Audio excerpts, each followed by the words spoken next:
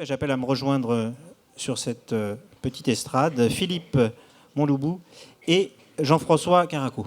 Allez-y, c'est à vous, venez ensemble.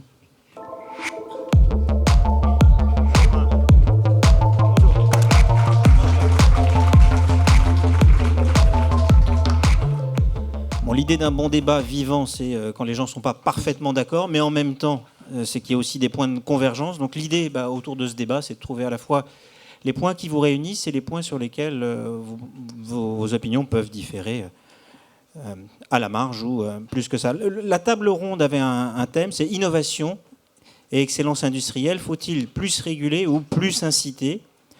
Quand je regarde votre secteur, c'est vrai que le contexte est particulier. Il y a une libéralisation du marché à un moment où il y a une révolution digitale qui frappe tous les secteurs économiques, mais c'est aussi vrai dans le vôtre. Il y a une contrainte supplémentaire dans votre secteur qui est la pression écologique, qui est encore plus forte que dans plein de secteurs, même si dans la grande conso, il y a aussi aujourd'hui une pression sur les acteurs industriels pour produire autrement. Il y a de nouveaux acteurs qui émergent, il y a de nouveaux usages et qui viennent se greffer sur un historique, sur de l'existant. Et je pense que tout ça, ça impacte grandement le monde dans lequel vous évoluez. Et la question qu'on doit se poser, à laquelle on va essayer de répondre, vous allez essayer de répondre, c'est comment innover, comment réguler, comment trouver un équilibre, pourquoi, et quel est le point vers lequel on veut avancer. Donc à ma gauche, Jean-François Caraco, qui a la tête... Pardon ? Oui, à ma gauche. Grand serviteur de l'État, préfet de nombreuses années, qui a basculé dans l'énergie et l'écologie quand il a été DIRCAP de Borloo, 2008-2010, et qui est à la tête de la CRE depuis février 2017, la CRE qui va fêter ses 20 ans au mois de mars prochain. À la fois, on a l'impression que la concurrence n'est pas si vieille que ça, pas si ancienne, mais en même temps, on en est déjà à 20 ans de la CRE. À côté de lui, à côté de moi, donc Philippe Montloubou, qui est le président du directoire d'Enedis depuis 2014 et qui, lui, est tombé dans le bain de l'énergie un peu plus tôt, puisque vous êtes rentré chez EDF en 1979. Peut-être pour cadrer un peu le débat, puis après des questions un peu plus précises, mais selon vous, pourquoi est-ce que la régulation doit aujourd'hui changer ? Est-ce qu'il faut faire évoluer la régulation, si on a en tête l'innovation, mais pas seulement, ou est-ce qu'on est aujourd'hui dans un cadre, on dit la CRE à 20 ans, dans un cadre qui est pour tous les deux relativement satisfaisant ? Philippe ? Je peux commencer, mais je pense que Jean-François Caraco le fera mieux que moi. Mais on s'aperçoit que ce que vous avez évoqué en préambule, en introduction, montre à quel point, en l'espace de quelques années, c'est-à-dire même moins de 10 ans, si je prends le temps que vous avez évoqué concernant mon mandat à la tête d'Enedis, il suffit de voir la multitude de transformations, de textes nouveaux, à commencer par la loi de transition énergétique en son temps. On a parlé de la COP21 ce matin. On peut parler de la loi énergie-climat aujourd'hui, mais aussi de la transformation des territoires, les lois MAPTAM, etc. Donc il est évident, j'allais dire, que imaginer qu'une régulation d'un secteur en pleine transformation comme le nôtre puisse rester étale et ne pas être elle-même questionnée par ces évolutions. On peut prendre quelques exemples au hasard. L'autoconsommation, sujet cher à Jean-François Caraco, consommation collective, ou demain la mobilité électrique, etc. Enfin, tous ces sujets-là sont apparus durant cette période-là et nécessitent à l'évidence une régulation.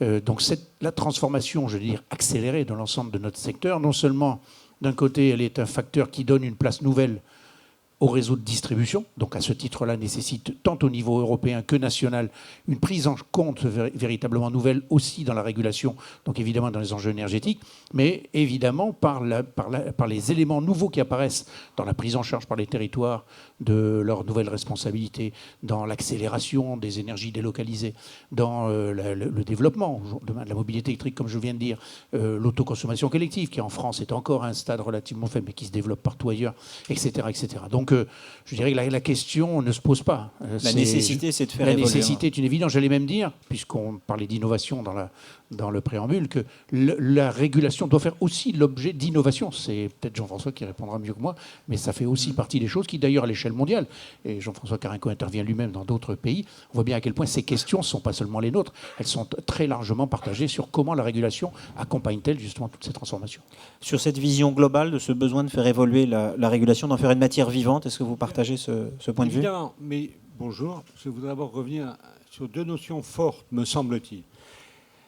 Quelques notions fortes. D'abord, ouverture à la concurrence, c'est comme ça, c'est une donnée. Deuxième idée, on est dans un système européen qui impose le régulateur et la régulation. L'Europe est notre monde énergétique, ce n'est pas la France.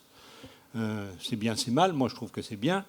En tout cas, parler d'énergie, je pense qu'il y a des marchés les plus intégrés, que ce soit la production, des marchés les plus regardés, suivis par la Commission, par des agences, etc. Donc, c'est une donnée européenne. C'est ni bien ni mal, c'est comme ça. Deuxième idée, je voudrais dire qu'en ces temps de doute de nos concitoyens sur le politique, sur la vertu du politique, dans ces temps d'opposition permanente, de mise en doute permanente de ce que dit le politique dans un champ de plus en plus complexe, où chacun croit pouvoir dire des choses, même s'il n'y connaît rien.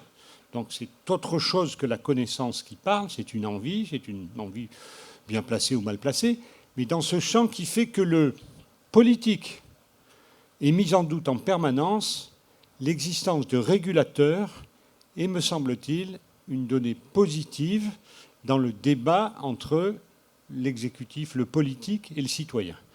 C'est un expert, je ne sais pas, en tout cas c'est un regard indépendant qui se veut technicien et qui se veut au profit de l'intérêt général. Donc je crois que Europe plus débat démocratique avec un tiers de confiance qui vient dire un certain nombre de choses sont aussi un des fondements de la régulation dans le système énergétique.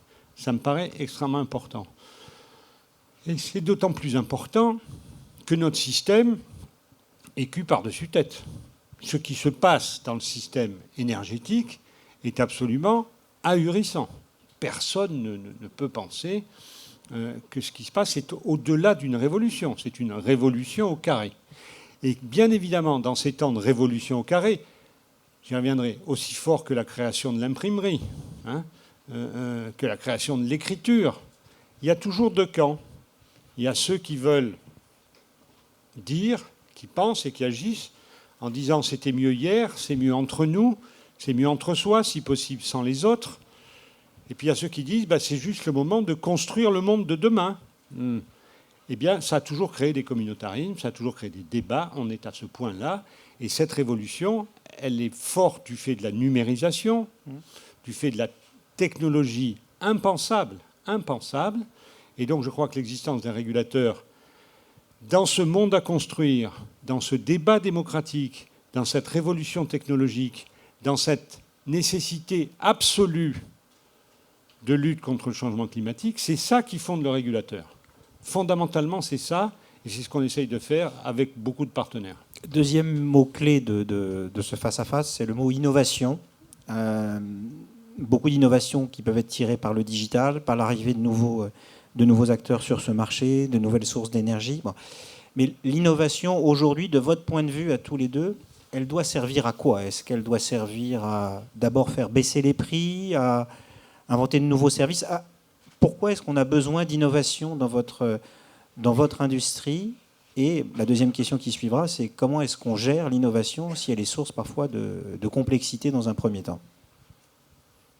Je veux bien commencer, mais je pense que Jean-François partagera. J'allais dire, déjà l'innovation, pour être là ce soir, il a fallu que j'innove, sinon je ne serais pas là ce soir. Je pense qu'on peut le dire comme ça, vu égard aux enjeux qu'on vient d'évoquer.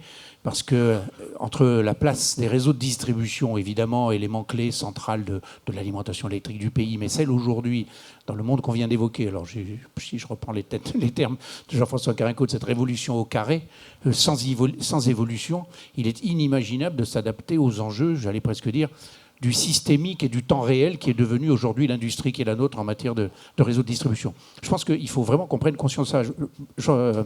François Brault parlait ce matin de temps long. Oui, c'est vrai qu'on reste une industrie du temps parce que les investissements, des durées d'amortissement longues et sont significatifs. Mais on est passé, en l'espace de quelques années seulement, à une industrie qui était du temps long et plutôt d'une évolution relativement linéaire au gré des technologies, à en quelques années une industrie qui est devenue celle du temps réel et du systémique. Imaginez un seul instant que sans innovation, nous ayons pu résister. Je pense que heureusement c'est plus que résister, anticiper ces évolutions au point de ce soir pouvoir dire quelle est la place centrale des réseaux de distribution, qui n'est pas qu'une vision française, comme disait Jean-François, c'est une vision européenne et mondiale, partout dans le monde. Et bien donc l'innovation est le facteur déterminant, le facteur clé central sans lequel aujourd'hui nous ne pourrions pas véritablement accompagner les enjeux de transformation. Et quand je dis nous ne pourrions pas, on pourrait même dire nous ne pourrons pas, parce que c'est une étape. Et il est évident qu'il va falloir encore que l'on continue, voire accélère cette dynamique d'innovation pour être présent. Et l'innovation, on pourra en reparler après, c'est la deuxième partie de votre question, mais peut-être Jean-François peut-il répondre à ce stade-là, voir maintenant comment, parce que c'est encore une fois, là aussi, une véritable innovation pour innover au rythme qu'il nous faut innover. Jean-François. L'innovation, ce n'est pas une idée, c'est juste une obligation. Si vous innovez pas, je ne sais pas où on va. L'innovation, c'est juste... Là, c'est de faire en sorte que les responsables, quels qu'ils soient, dans les conditions que j'évoquais tout à l'heure, prennent en main la maîtrise de l'évolution technologique. Ce n'est pas juste suivre. L'innovation, ce n'est pas suivre. C'est une décision sur laquelle vous prenez en main le fait d'éviter d'être malmené par des évolutions technologiques permanentes. Je voudrais rajouter à ce stade que l'innovation, c'est la vertu première de la concurrence. Je vous rappelle que la CRE a été créée sur la concurrence. On dit, on y reviendra peut-être dans le débat, la concurrence, c'est d'abord pour faire baisser les prix. Je ne suis pas sûr que ça soit vrai en matière énergétique. En tout cas, si c'est vrai, ça ne serait vrai que sur un tiers du prix. Et de toute façon, je pense que ce n'est pas ça l'essence de la concurrence. L'essence de la concurrence, c'est de mettre de l'innovation. Et cette innovation, elle est rendue nécessaire par cette construction du monde, sinon vous êtes mené par le bout du nez par les choses. Je voudrais juste donner deux exemples d'innovation, de situations ou de pensées qui font que c'est obligatoire. Qui pensait que les véhicules, la voiture de Monsieur Tout-le-Monde, au lieu d'être un consommateur de fioul, serait un producteur d'énergie, ou en tout cas un stockage d'énergie qui la restitue. C'est bien cette innovation, elle est gigantesque quand même, gigantesque. Et soit vous vous laissez aller, il ne se passe rien, ou il se passe je ne sais pas quoi, soit vous dites, allez, on réfléchit ensemble. L'innovation, c'est toujours ensemble, c'est quelqu'un qui a des idées, après on en parle ensemble. Deuxième innovation, incroyable, c'est-à-dire qui suscite, deuxième état de fait, qui suscite l'innovation. Ce brave Montloubout, il y a quelques années, il distribuait son électricité tranquille, voilà, facile. De haut en bas, un ou deux fournisseurs, pas plus. Charles VII, Charles de Gaulle et Marcel Paul, on disait tu branches et hop, ça marche. Et il avait environ, avec Brott, 150 points d'injection. 19 sites nucléaires, des sites, quelques centrales polluantes au fioul et au charbon, des barrages, c'est fini, et c'est tout. Et maintenant, on lui dit, non, l'injection... Bon, ton boulot, tu continues à autoriser le soutirage. Et maintenant, tu as un rôle d'accepter, toi, Montloubout, des centaines de milliers de points d'injection. Combien de points d'injection aujourd'hui ? 400 000 producteurs. 400 000. 400 000. Et on va aller au-delà. Et on va bien évidemment aller au-delà. Alors, sur ces deux exemples simples, vous vous dites, soit on fait rien et le système se casse la gueule, ou il devient quelque chose qu'on ne veut pas, soit vous dites, voilà le paysage tel qu'il est, maintenant on réfléchit ensemble pour que ça marche. C'est ça l'innovation. Et quand je dis ensemble, c'est chacun à sa place. Nous, vertical, jacobins, tout ça tranquille, les collectivités locales qui disent, ah non, c'est nous, c'est la civilisation sociétale, tout ça. Les acteurs énergétiques qui disent, mais il y a de la place pour tout le monde, puisque désormais la technique le permet. Il n'y a donc pas de raison... C'est simple en plus. De l'interdire. Il n'y a aucune raison. Au contraire, il faut en profiter. Et en profiter, ça veut dire on fait de l'innovation que l'on partage.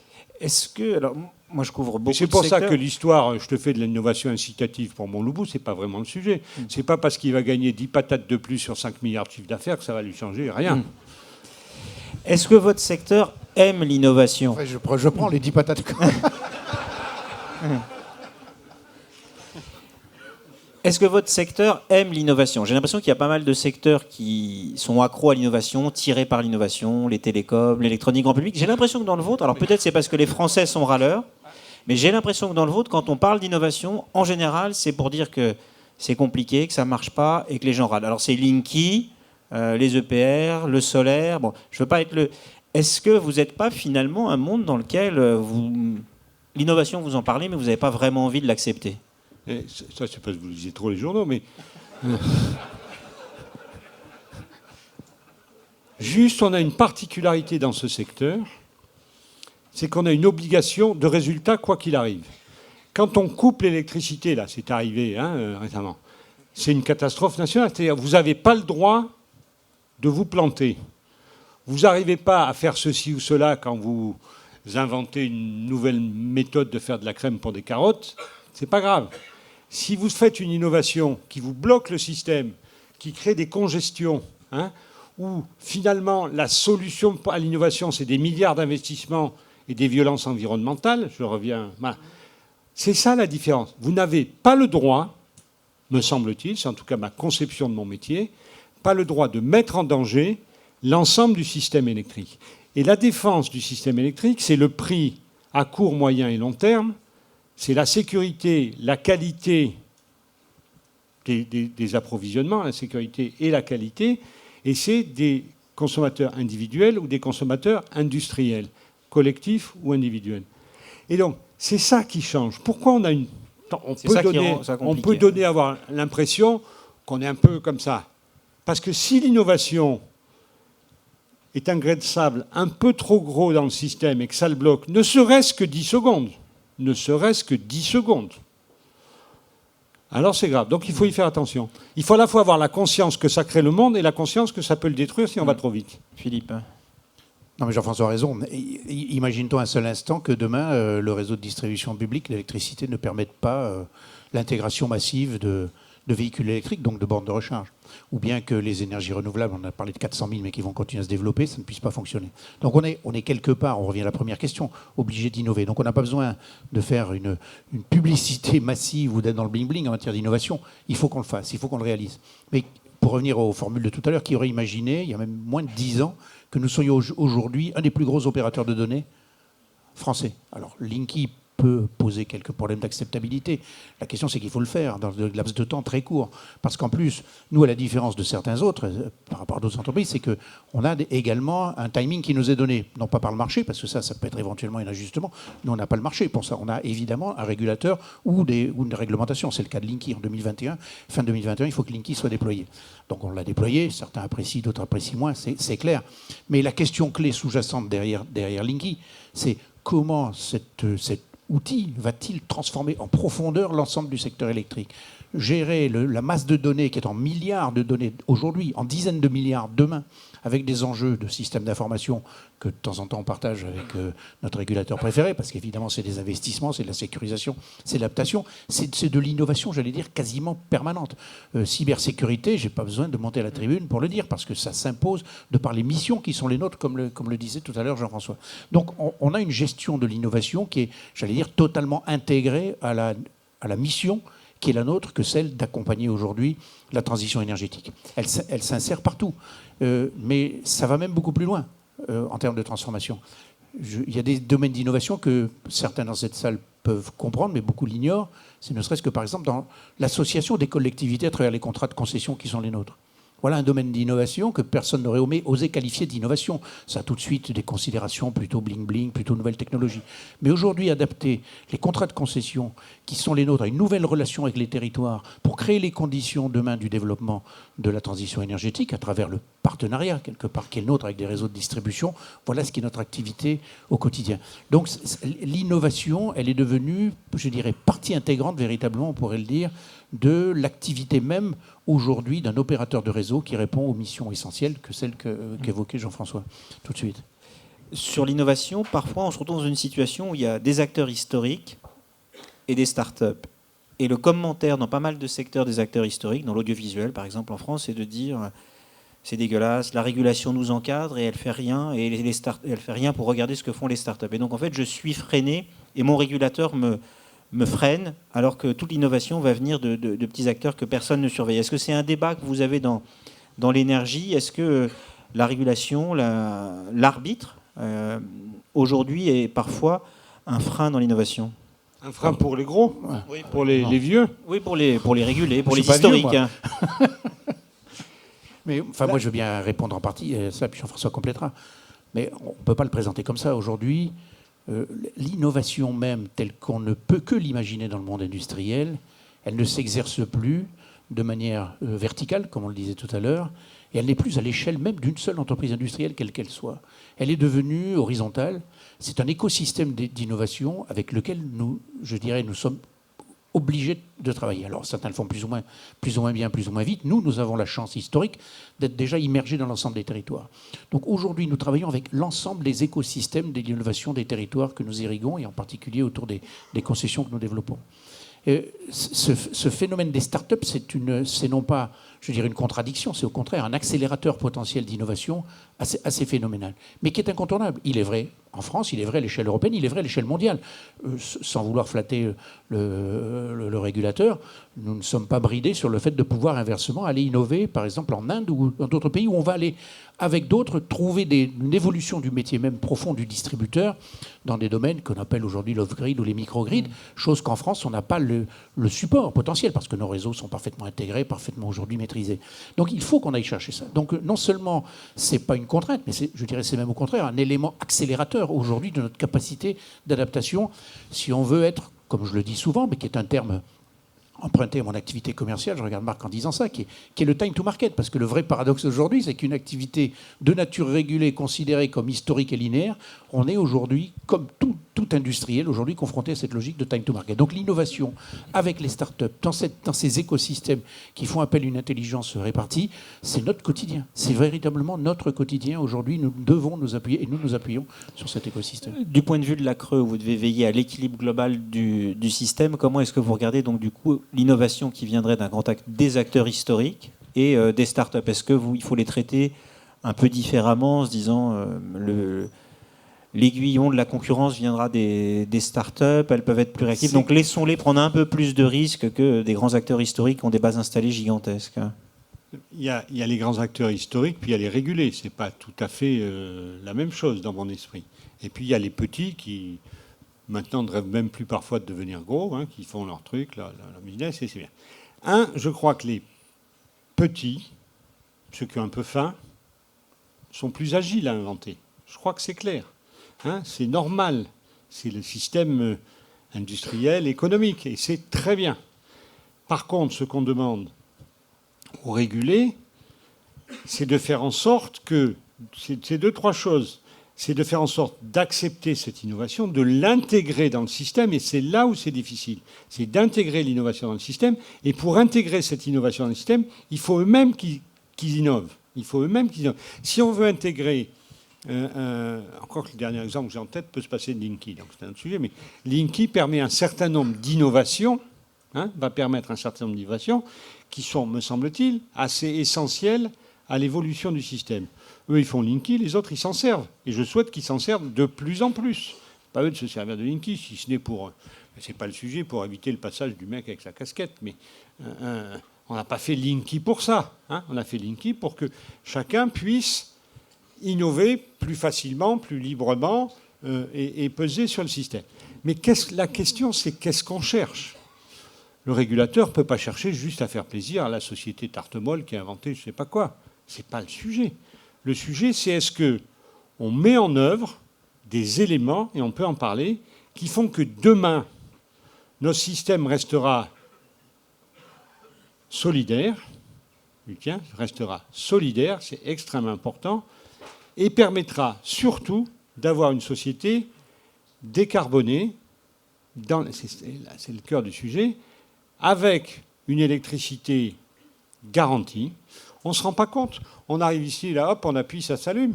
Il y a quand même une majorité de pays dans le monde où tu appuies, ça ne s'allume pas. Bon. Alors, est-ce que c'est au nom de l'innovation qu'on veut aller là? Non.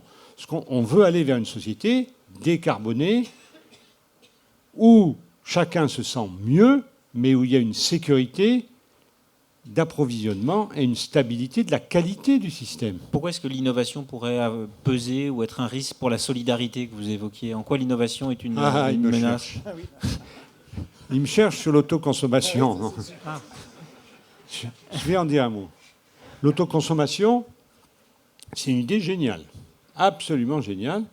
C'est pas que ça produise beaucoup d'électricité, mais C'est bien parce qu'on se dit, ça va, chacun va produire son électricité, chacun va être maître de son destin énergétique. C'est possible. Mais ça participe dans mon esprit, je mets à côté l'idée que moi j'ai assuré le financement des réseaux, la solidarité entre Port-la-Nouvelle et Hirson, pays avec soleil, pays sans soleil, et que j'ai à faire en sorte qu'il y ait une assiette fiscale qui soit trouvée. On ne peut pas supprimer 27 milliards d'euros d'assiette fiscale et le remplacer par rien. Donc, il y a 3 questions qui se posent sur l'autoconsommation et elles se trouveront solution au fur et à mesure en marchant. Et donc, il ne faut pas gâcher la bonne idée, juste parce qu'on suit la technologie et on se met mené par le bout du nez sur la technologie, ou parce qu'on pense qu'entre soi, c'est mieux. Non, il n'y a pas de fédéralisme énergétique. Je suis radicalement contre cette idée. Et quand on aura réglé cette question, alors l'autoconsommation qui rend le citoyen plus participant à la vie sociétale et donc à la vie énergétique est une bonne idée. Voilà pourquoi l'innovation peut parfois, aller contre cette idée qui, pour moi, après on peut me changer, non pas encore, pour moi, fait notre République. Voilà, je ne suis pas pour qu'on invente en permanence des trucs qui détruisent la République. Philippe, Si sur on poursuit l'autoconsommation. cette question, si on poursuit cette remarque de Jean-François Carenco, on fait également le parallèle. Parce qu'après, on ne prend pas les élèves en classe de l'école du village d'à côté, par exemple. On crée des archipels. On crée des archipels. On crée des archipels. Mais, voilà. mais on les crée. Alors on peut s'y opposer par la voie réglementaire, c'est une chose. L'autre question, grâce à l'innovation, c'est d'amener des réponses aussi. Et c'est ce que, par exemple, l'autoconsommation est un très bon exemple.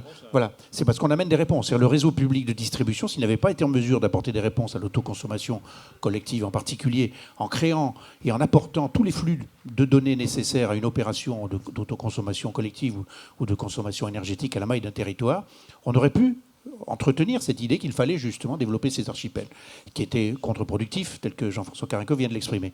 Donc, quelque part, l'innovation devient aussi un facteur de pression par l'expression même des consommateurs et des clients, ce qui n'est pas nouveau en soi, et qui nous ramène de la même manière au champ du time to market. Donc, il faut absolument que nous développions par l'innovation ce que l'on a fait aujourd'hui.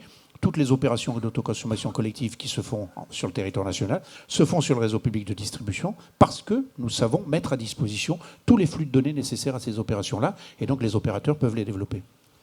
Dans l'évolution du système énergétique, notre endroit où l'innovation a toute sa place et plus que sa place, je suis de ceux qui pensent que demain, un des maîtres mots, c'est flexibilité. C'est-à-dire qu'on ne peut pas résoudre une question simplement à coup d'investissement et de violence environnementale. Il faut arrêter de dire que j'ai un problème, je tire une ligne, j'ai un problème, je te fais une usine de production électrique, tout ça, ça ne marche plus.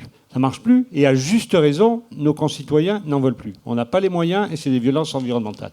Et donc la réponse, elle est dans des flexibilités. Et dans ces flexibilités, je vais les nommer, elles ne sont possibles que par de l'innovation, portée par l'ensemble des acteurs et approuvée par ceux qui, je m'excuse de le dire, ont cette responsabilité. Quand on appuie, ça marche. Flexibilité, ça veut dire interconnexion, et Dieu sait si on fait des innovations sur les interconnexions. Ça veut dire stockage, la flexibilité, ça veut dire stockage, ça veut dire véhicule électrique stocker, ça veut dire interruptibilité, tout ça, ça marche à peu près. Ça veut dire effacement, ça ne marche pas du tout. On est vraiment à l'an zéro, on est à la première décade de l'histoire, sur même pas la première 5 premières années, de l'effacement. Il nous faut innover, trouver des systèmes. Et c'est parce que nous saurons trouver, grâce à l'innovation, des systèmes de flexibilité qu'on arrivera encore, je l'espère, à satisfaire les citoyens avec une électricité sûre, pas chère et de qualité, sans pour autant, dire je te fais une ligne de plus, je te fais... Regardez, on vient de le faire, là, on a délibéré il y a 2 jours, sur ce qu'on appelle les ORI. C'est les offres de raccordement intelligent. Les offres de raccordement intelligent. Tout ça a des noms. Si on laisse aller, tout le monde fait, hop, on a un droit absolu à l'injection, on a un droit absolu au compteur, demain, n'importe où. Après, il est obligé de tirer des lignes et d'investir. Moi, je n'ai pas envie qu'on tire des lignes. Parce que c'est cher et c'est destructeur. Dernière question pour tous les deux. Est-ce que le modèle électrique français, qui est un modèle finalement très centralisé, très centralisateur, fonctionne encore aujourd'hui et peut encore fonctionner dans le monde dans lequel l'innovation risque de nous pousser, qui suit un peu vraiment ce que vous venez de dire. Est-ce qu'il ne faudrait pas quand même plus de décentralisation dans l'innovation, la gestion des réseaux et... Ce qui est, je l'espère, éternel, ce sont les principes de notre modèle. Ce sont les principes de notre modèle qui s'appellent solidarité, équilibre, juste prix. Aujourd'hui, ce modèle, il doit s'adapter du fait de la volonté de tout ce qu'on vient de dire. Et c'est vrai que dans tout ce qu'on vient de dire, il y a un acteur qui émerge, ce sont les collectivités locales. Hein. Elles émergent parce que, d'abord, on avait 36 000 concessions. Hein, quand on a 36 000, c'est comme si tu n'en avais pas. Non. Maintenant, ils sont plus de 468 ou voilà, quelque chose comme ça. Donc, ils se sont regroupés, ils ont des personnels, ils ont des réflexions, ils ont des envies. Et voilà. Parfois, ils râlent. Ouais. Et souvent, ils râlent. Souvent. Et donc, la question, c'est comment on fait en sorte, parce que c'est l'évolution de notre société, la prise en compte de la richesse intellectuelle qu'ils ont, de la richesse de création qu'ils ont, sans pour autant sacrifier aux principes qui font que la France est un des pays énergétiquement qui vont bien. Nous nous baladons, enfin vous vous baladez tous. Foncièrement, sur le système énergétique, ça fonctionne plutôt par rapport à... Mieux qu'en Californie, voilà. C'est sûr. Ouais. Mais ceci dit, si on n'a pas cette évolution de la prise en compte de ce qui est un peu la mode, voilà, moi je suis le dernier des Jacobins, donc mais j'accepte, de cette richesse créative, alors on a tort. Mais si pour prendre en compte cette richesse créative, cette volonté de participer les gens, si on le fait en abattant nos principes, alors on a tort aussi. C'est pour ça que c'est compliqué. Philippe, pour conclure sur le côté, est-ce que vous êtes trop centralisateur? Est-ce qu'on est tous Non, je ne pense pas que la question se pose comme telle. Elle se pose d'abord au nom des principes. Jean-François Carenco les a résumés et ils sont importants parce qu'on s'aperçoit que là aussi, à l'échelle d'un pays comme le nôtre, et on voit bien les questions qui se posent aujourd'hui dans notre société, il y a des principes fondateurs sur lesquels il convient de temps en temps de se poser et de réfléchir. C'est le cas de la péréquation tarifaire, etc., qui sont des éléments clés. Je pense que se reposer exclusivement sur les principes, ça peut toucher au bout d'un moment certaines limites, voire de la contestation. Donc le deuxième élément clé qui est vraiment une conviction profonde et que l'on a été amené au fil des évolutions de l'innovation à interroger, et non pas en termes de modèle, cette fois-ci au sens des principes, mais bien en termes de fonctionnement industriel et économique pour l'ensemble des acteurs. Aujourd'hui, tout ce qu'on vient de dire montre, mais quoi en évidence? C'est que l'activité de distribution d'électricité est devenue une industrie d'une complexité, et donc qui nécessite une maîtrise industrielle qui, j'ai la faiblesse de le penser, ce n'est pas faire injure aux collectivités qui ont en leur sein de l'intelligence, un petit peu de savoir-faire. N'est plus à l'échelle justement de territoire réduit. Parce que aujourd'hui, maîtriser, comme je disais tout à l'heure, l'équilibrage temps réel sur les réseaux, maîtriser la sécurité des données, maîtriser la cybersécurité, maîtriser des montants exceptionnels de données, etc., intégrer massivement des bornes de recharge, intégrer massivement tout ceci compose une dimension industrielle qui est à l'échelle d'un grand opérateur, comme on trouve d'ailleurs dans beaucoup d'autres, à une seule condition, c'est celle qu'a évoquée Jean-François, c'est qu'en même temps nous soyons capables véritablement de délivrer une prestation qui fait de nous l'opérateur local de chaque territoire à son échelle. Une compétence centrale, mais une voilà. compétence Et ça, c'est locale. le challenge qui est aujourd'hui à l'échelle industrielle qui est la nôtre.